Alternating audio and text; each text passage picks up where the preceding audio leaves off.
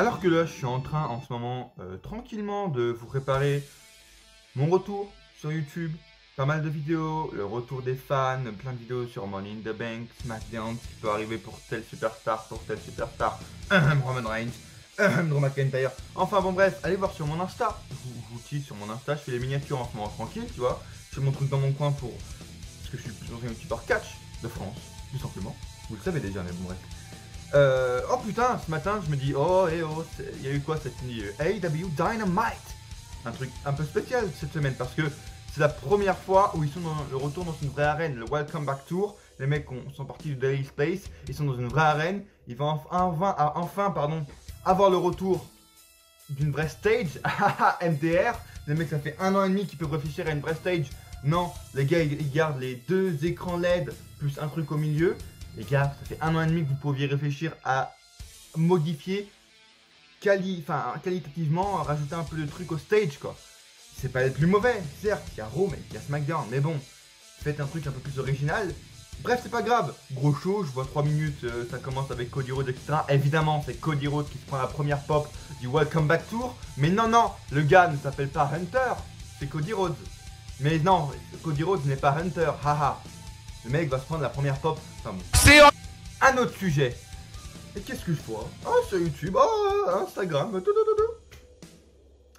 Alors que l'année dernière, il y a Tommy End qui a sorti une vidéo extraordinaire sur la suite de son personnage, où en gros, le mec explique qu'il est dans un asile psychiatrique depuis 5 ans, et qu'en fin de compte, celui qui est dans un asile, c'est pas Aleister Black lui-même, c'est Tommy End, qui lui est enfermé depuis 5 ans, en gros, depuis le début de son contrat avec la WWE.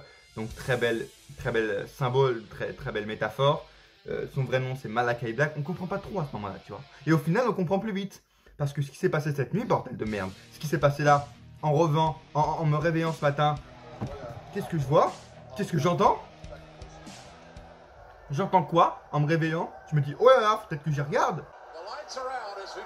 Les lumières sont noires et d'un coup elles se rallument. Black Mass dans la gueule de qui? D'Aleister Black, parce que c'est qui fout le putain de Black Mass? C'est Aleister Black qui fout le Black Mass dans la gueule d'Arn Anderson. Et là, ce qui s'est passé, et pourquoi je voulais vous en parler? Parce qu'il y a Cody Rhodes, Aleister Black, et face-off, bordel de merde. C'est la première fois de 2021, mais facile, voire peut-être la première fois de toute l'ère pandémie de merde, que je pop ma race. Oh my god, j'ai vraiment popé, j'ai été un putain de commentateur. Black Mass, oh my god, j'ai vraiment été comme ça, c'était incroyable. Aleister Black l'a fait, il a la folle élite. Voilà un petit extrait de comment j'ai réagi en fait, en voyant ça, vraiment littéralement, hein, j'étais un putain de commentateur. Et je voulais vous en parler parce que il est 8h30, je me casse la voix, je pars dans 5 minutes au boulot.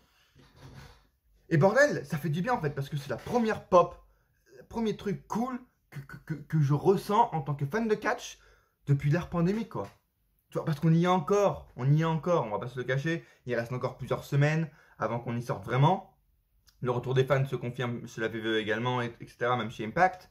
Mais là, on est encore dans les traces de l'ère pandémie. Et c'est la première fois où je pop vraiment comme ça, tu vois. Avec des fans, même à Double or Nothing en 2021, j'ai popé et tout, mais c'était pas à ce niveau-là, tu vois. Là, ça fait du bien, une vraie surprise, un vrai début, comme vraiment inattendu. Et puis en plus, le mec devait avoir 90 jours de clause de non-concurrence, tu vois. On avait des rumeurs sur des mecs qui avaient demandé une rupture de leur clause de non-concurrence. Je pense qu'Aleister Black fait partie de ces mecs.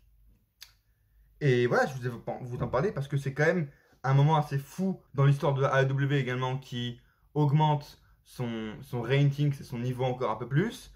Et ouais, c'est fou, tu vois, c'est vraiment... Avec Andrade, il y a de cela quoi, 3 semaines, un mois, c'est vraiment le premier choc qu'on a depuis, tu vois, de toute l'ère pandémique, quoi. Que ce soit WWE, NXT, AEW, tu vois.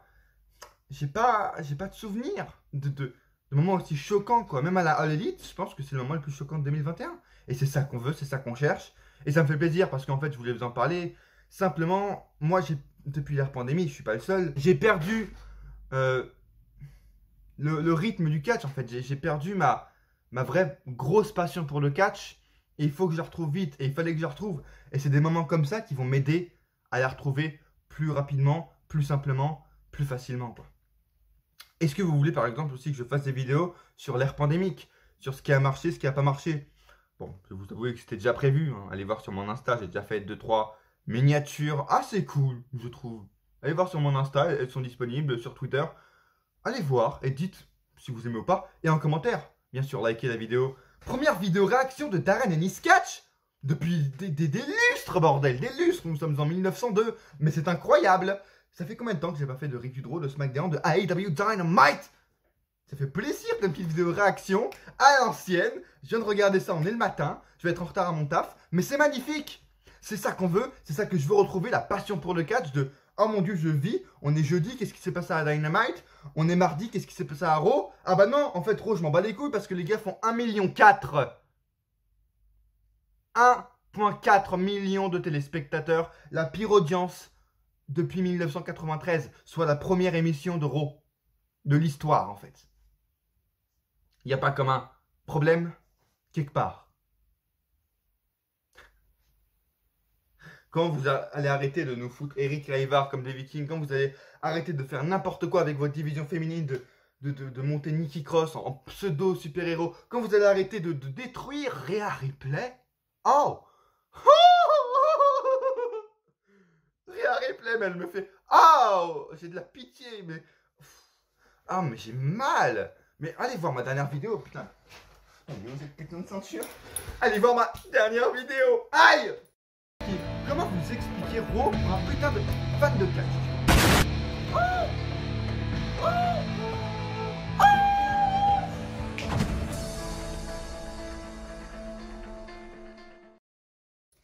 Voilà comment je...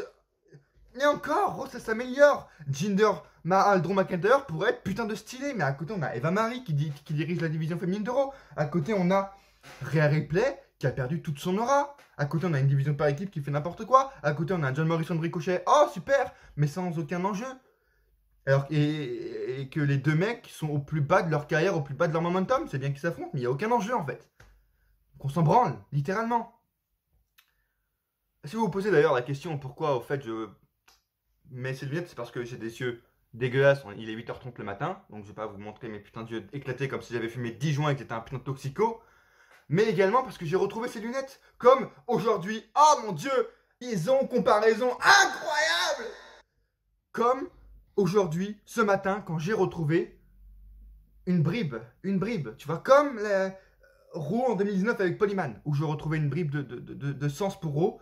Là, aujourd'hui, j'ai retrouvé une bribe de passion pour le catch. Comme j'ai retrouvé mes lunettes, après 7 mois, elles étaient dans ma voiture, ces putes, dans ma putain de voiture, donc je dois les mettre en fait. Je veux plus les perdre maintenant, je les porte toujours sur moi. Comme j'ai retrouvé aujourd'hui ma passion pour le catch en regardant le retour d'Aleister Black. Et sans déconner, ça va être incroyable. Parce qu'Aleister Black est vraiment au meilleur endroit pour développer son personnage le mieux possible. Il a carte blanche, sûrement. Il a le temps pour y développer sur plusieurs semaines. Il peut avoir des vignettes et cette fois, il se fera pas virer parce qu'il a des putains de vignettes. D'ailleurs, oui, au fait, ça me fait rappeler. J'ai fait le wiki de Aleister Black, le retour. Allez voir, dites-moi si ça vous plaît. 2-3 lignes, hein, mais je pense que c'est une des premières fois où j'écris un truc sur un wiki. Et bah, c'est moi. Si vous regardez sur Wikipédia, c'est moi qui aura marqué Aleister Black a fait ses débuts à Dynamite le 7 juillet. C'est moi qui l'ai marqué. Petite fierté, tu vois. Voilà, juste je vais faire grossir mon gros ego, tu vois, de plus ancien youtubeur catch de France. Mais bref, le mec va avoir une storyline de malade, va avoir storytelling de fou, son personnage va être développé à un maximum. C'est pas le mec qui va avoir un œil au beurre noir sans aucun sens, qui va faire un heel turn sans aucun sens. Et puis ouais, ça va être incroyable. Alors là, le gars s'appelle Malakai Black, mais honnêtement, déjà, je pense subjectivement que pour lui, c'est mieux de s'appeler Tommy End. Après, avec son personnage, etc., qu'on a vu sur Insta où le mec c'était Tommy End qui est enfermé, je pense que pour l'instant, ça vaut pas le coup. Mais honnêtement, avec l'évolution du personnage, la profondeur du truc, ça m'étonnerait pas. Je suis pas contre qu'il s'appelle Malakai Black en ce moment, parce que ça m'étonnerait pas que dans 2 mois, 3 mois, 6 mois, il change de nom, il se rappelle Tommy End, et pourquoi pas il reprend les droits sur Aleister Black pour raconter la meilleure histoire possible, tu vois, en changeant de nom. Tommy End se fait libérer, du coup, le mec vient à l'élite, et du coup, il se réappelle Tommy End. Tommy End se fait réenfermer, il se réappelle Malakai Black ou Aleister. Ça peut être très stylé, le changement de nom, et ça peut aider à son personnage, simplement. De plus qui oublient leur clignotant, là, dans le rond-point. Bref, on se retrouve en voiture, parce que, voilà, mon portable a coupé. Tout à l'heure j'avais plus de place. J'espère que vous allez m'entendre les gars. Bref, 2-3 petits trucs à dire, ça va durer 2 minutes. Juste que du coup pour moi, AEW pour moi a vraiment frappé un gros coup et que je pense c'est une des plus grosses acquisitions de AEW.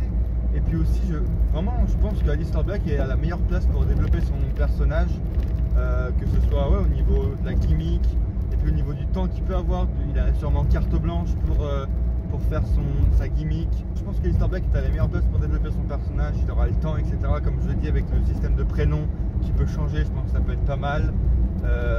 Puis il y a la production d'ailleurs de AEW qui est très originale, qui ressemble pas du tout à la WWE, qui peut être super pour un personnage comme Aleister et comme Andrade Cien Almas également, qui a effectué son premier match. Et bref, est-ce que vous, dans les commentaires, dites-moi ce que vous en pensez. Est-ce que pour vous c'est une bonne acquisition? Est-ce que vous vous en foutez d'Aleister Black? C'est possible. Si vous en foutez pas, est-ce que vous trouvez que c'est une bonne acquisition? Est-ce que vous trouvez qu'il aurait été mieux pour lui de rester chez WWE, à SmackDown, etc. Pour moi, je vous le dis clairement, non. Il aurait dû partir, même retourner à NXT, ça aurait été un downgrade pour lui. Il a fait un très bon choix de partir, d'aller à la All Elite. Sa femme est à la WWE et toi, bah écoute, tant pis pour elle, qu'elle se fasse détruire au niveau booking à la WWE. La meuf, elle arrive, elle gagne sur une putain de défaite. Première fois, elle revient, une défaite. Bref, pour moi, il a très bien fait de partir de WWE juste pour une chose, les gars. Il est 18 h, on vient d'apprendre un truc dans la journée. La WWE, quand ils l'ont transféré, vous savez, du main roster de NXT au main roster,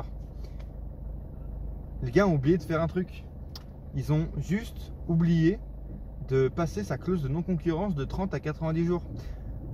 Donc c'est pour vous dire l'état dans lequel en fait c'est honteux. C'est-à-dire qu'on n'en avait rien à battre. Comme pour sa dernière rivalité où les gars ils lui ont percé l'œil. Très bien d'ailleurs l'œil, qu'il ait gardé l'œil, etc. Niqué. Donc toi tu passeras pas, ma grande, une pute qui veut forcer le passage. Ils lui ont changé de musique et tout sans aucune raison. Voilà, la preuve qu'ils en avaient rien à foutre. Ils ont carrément oublié de transférer sa clause de non-concurrence de 30 à 90 jours. C'est pour ça qu'il a pu justement, juste un mois après s'être fait virer, débarquer à la AEW. Bref, abonnez-vous, likez cette vidéo si vous avez aimé que je sois de retour dans les vidéos comme ça, réaction, review à chaud. Et à coup sûr, on se retrouve dans une prochaine vidéo, les gars. Ou pas. C'est honteux. C'est honteux.